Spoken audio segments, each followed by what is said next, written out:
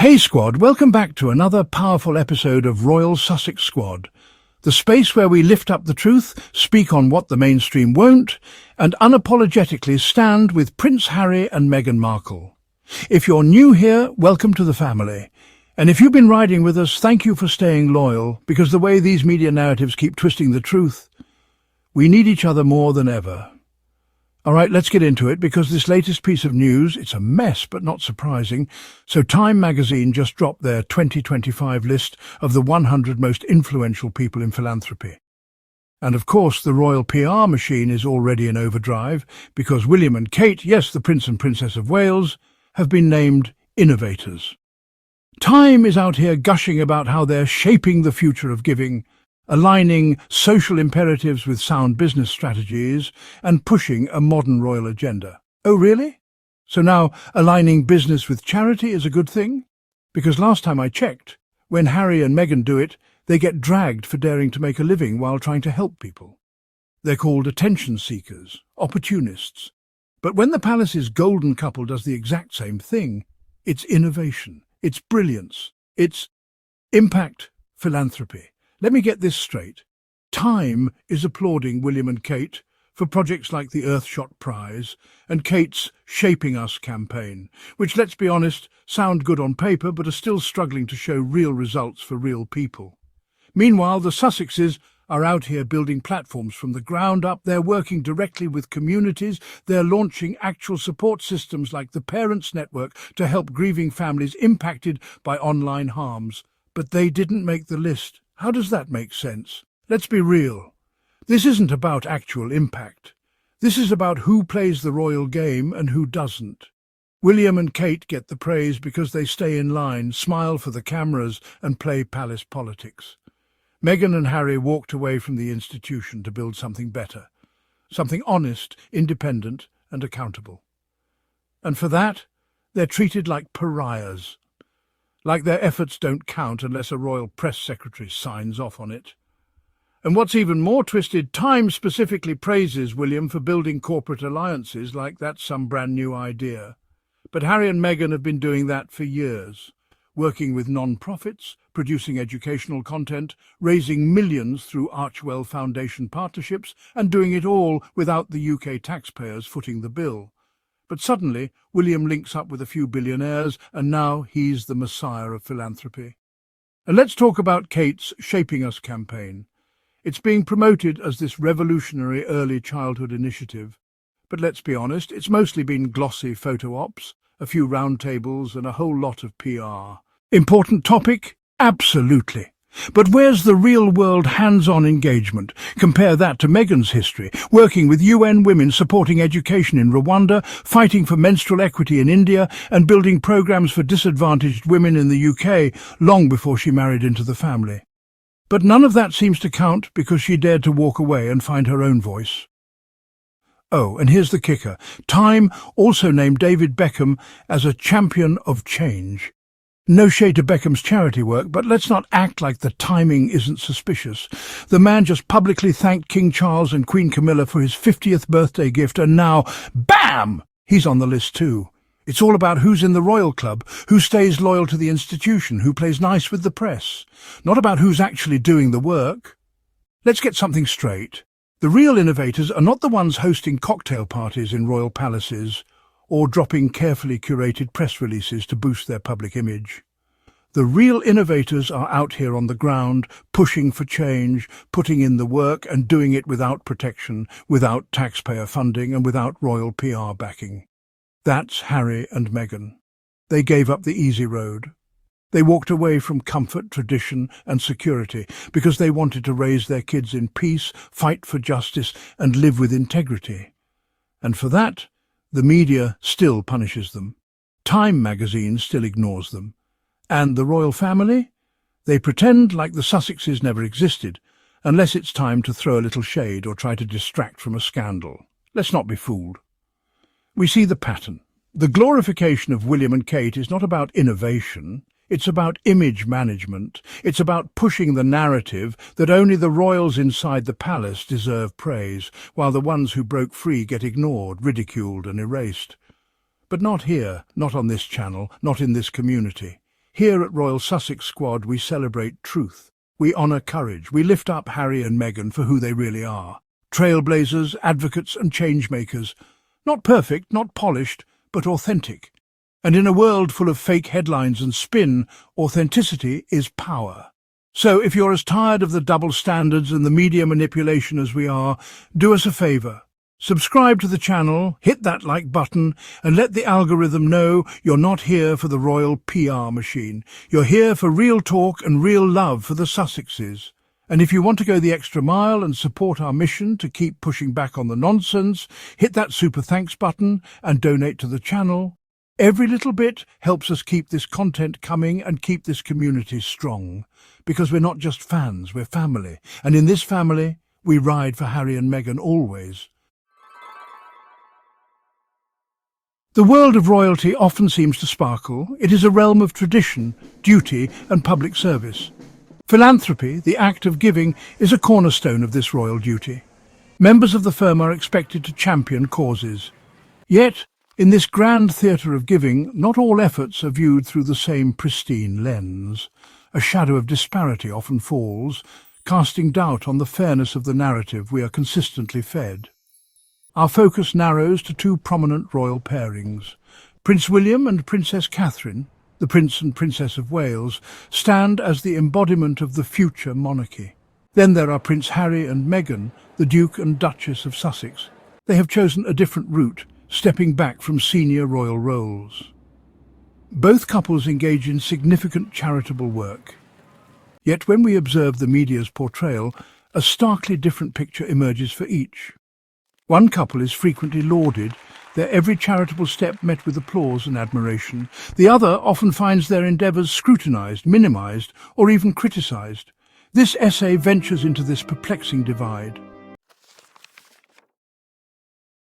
Time magazine's annual list is a significant marker. It names the 100 most influential people in philanthropy. To be included is a substantial honour. This year, in 2025, the Prince and Princess of Wales are featured prominently. Their work, particularly in areas like early childhood development and environmentalism, is highlighted. The projects under their royal foundation receive considerable praise from the publication. Time acknowledges their growing influence and their commitment to specific long-term causes. This recognition solidifies their image as dedicated servants of the Crown and compassionate leaders in their own right.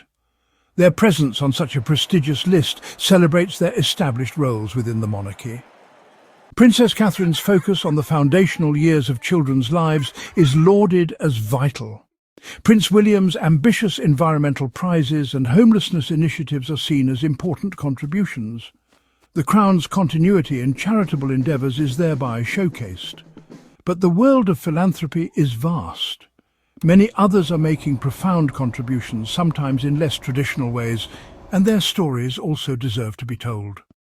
The questions about fairness and comprehensive representation linger long after the initial announcement.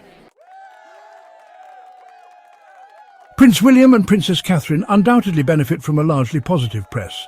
Their charitable engagements are consistently showcased in a favourable light. Their efforts are presented as sincere, impactful and perfectly aligned with their future roles as King and Queen. They are in many ways the media darlings of the philanthropic world, their every move documented with approval. Consider Princess Catherine's extensive work on early childhood development. Her Shaping Us campaign, for instance, receives widespread acclaim and unfettered media support. Her focus on the critical importance of the first 5 years of a child's life is rightly seen as vital. Similarly, Prince William's environmental initiatives, such as the Earthshot Prize, garner significant positive attention. His efforts to tackle homelessness through programs like Homewoods are also presented as noble and ambitious. The media applauds these endeavours loudly and consistently. William is depicted as a global statesman in the making, using his platform to address some of the world's most pressing challenges with vision and determination. This glowing portrayal inevitably shapes public perception. It reinforces their image as dutiful, compassionate and effective leaders. But one must ask, is this the complete picture? While their work is valuable, the uniformity of the praise warrants a closer look at the dynamics that shape such coverage, especially when contrasted with others. Now let us turn our attention to Prince Harry and Meghan, the Duke and Duchess of Sussex. Their journey since stepping back as senior working royals has been markedly different.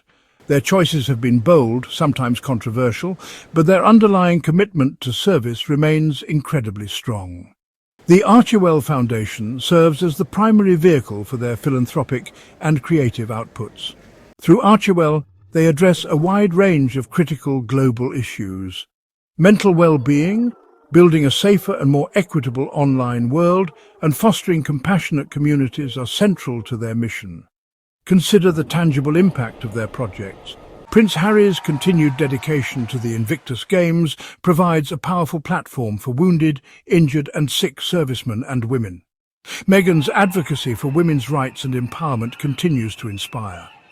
Their partnerships, such as with World Central Kitchen to build community relief centres, deliver direct aid to those affected by disaster. These are not fleeting gestures. They are sustained efforts creating measurable positive change in people's lives across the globe.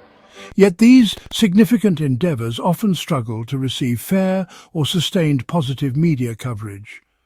When their work is reported, it is frequently framed with scepticism or overshadowed by unrelated narratives. The contrast in how their impact is presented compared to other royals is stark and deeply concerning. The genuine, heartfelt work undertaken by Harry and Meghan is too often overlooked or deliberately downplayed by mainstream media channels, robbing the public of a complete picture. The difference in media treatment is not a subtle nuance. It is a glaring, undeniable disparity. Similar actions, undertaken with similar intentions, often receive vastly different responses depending on which royal couple is involved.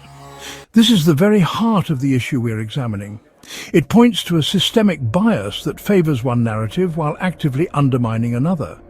This inconsistency damages the credibility of the media and confuses the public. Imagine a scenario. Prince William launches a new mental health initiative. The headlines are glowing. Now, picture Prince Harry undertaking a similar project, perhaps drawing on his own deeply personal experiences. The coverage is often tinged with scrutiny. His motives might be questioned. The initiative might be unfairly linked to his departure from the royal family, or framed as self-serving. Or consider fashion, an area where royal women are constantly scrutinised. If Princess Catherine wears an affordable high street dress, she is praised for being thrifty and relatable. If Meghan, Duchess of Sussex, wears a similarly priced item from an ethical brand, she might be accused of a calculated PR stunt. Why does this pervasive media bias exist? The answer is not simple. It is a complex tapestry woven from many threads. Numerous factors contribute to this unbalanced reporting. Some of these influences are rooted in historical precedents and institutional loyalties. Others are driven by the harsh commercial realities of the modern media landscape. Understanding these forces is crucial to seeing the full picture. The established order, particularly one as entrenched as the British monarchy, often resists significant change or deviation from tradition. Prince Harry and Meghan chose a path of independence. They challenged long-standing conventions and expectations. This departure, this assertion of autonomy, inevitably made them targets for criticism from certain quarters. Furthermore, media organisations operate within a fiercely competitive commercial environment. Sensationalism, unfortunately, often sells more newspapers and generates more online clicks than balanced reporting. Controversy can be more profitable than consensus. This is a harsh reality of today's media. Despite the relentless media scrutiny and often unfair portrayals, Prince Harry and Meghan continue their work with remarkable passion. Their commitment to their chosen causes is clear and unwavering. They are not deterred by the negativity. Instead, they appear to be driven by a genuine belief in the importance of their mission. This resilience is a powerful statement in itself. Their authenticity is a quality that shines through brightly. When they speak about issues like mental health, compassion, or online safety, they do so from the heart. They connect with people on a deeply human level, sharing their own vulnerabilities and experiences. This approach resonates profoundly with many individuals around the world who are tired of curated perfection. They offer a relatable and honest presence. This genuine connection is hard to fake and even harder to dismiss. By sharing their own journeys, they help to break down harmful stigmas and encourage open conversations. This is particularly true in the realm of mental health, where their candor has been transformative for many. This courage in the face of sustained pressure is profoundly inspiring. Their journey, while undoubtedly challenging, serves as a testament to their inner strength and their shared commitment to their values. Prince Harry and Meghan are, in many ways, redefining what it means to hold royal influence in the 21st century. They are demonstrating a new model of engagement. Their approach shows that true influence is not solely dependent on titles or proximity to the throne. Instead, it is built on tangible action, authentic connection, and the courage to speak out on important global issues. They are successfully building a global platform for their work. They use their considerable voices to champion causes they are passionate about, reaching audiences far beyond the UK. They are not confined by the old, unwritten rules and expectations that often govern royal behaviour. Instead, they're forging their own path, leveraging modern tools and strategies to amplify their message and impact. This new model of royal work is inherently modern and forward-looking. It is independent, often entrepreneurial, and focuses on achieving global impact through strategic partnerships and direct engagement. They effectively leverage technology and digital media to connect directly with audiences, bypassing traditional gatekeepers. This allows them to control their own narrative to a greater extent. This approach feels more aligned with the aspirations of a younger, more globally minded generation. They challenge conventional notions about service, influence, and what it means to make a positive difference in the world. They are consciously creating a new kind of legacy for themselves and their children. The narrative currently spun around royal philanthropy is in desperate need of a recalibration. It must strive for fairness. It must aim for balance. As consumers of media, we have a responsibility to look beyond the sensational headlines. We need to actively seek out the truth and question the motives behind skewed portrayals. The full story is often more nuanced and more inspiring than the one we are routinely offered. Time magazine's 2025 list, with its inclusions and potential omissions, serves as just one example of a much wider issue. The media, in all its forms, holds immense power. With that power comes a profound responsibility to report with integrity, impartiality, and a commitment to factual accuracy. Reporting should not be driven by bias, agendas, or the pursuit of favour. The public deserves better than that. True journalism should enlighten, not obscure. Let us take a moment to genuinely celebrate the courage shown by Prince Harry and Meghan. Let us acknowledge their authenticity. Their unwavering commitment to making a positive and lasting impact on the world is undeniable.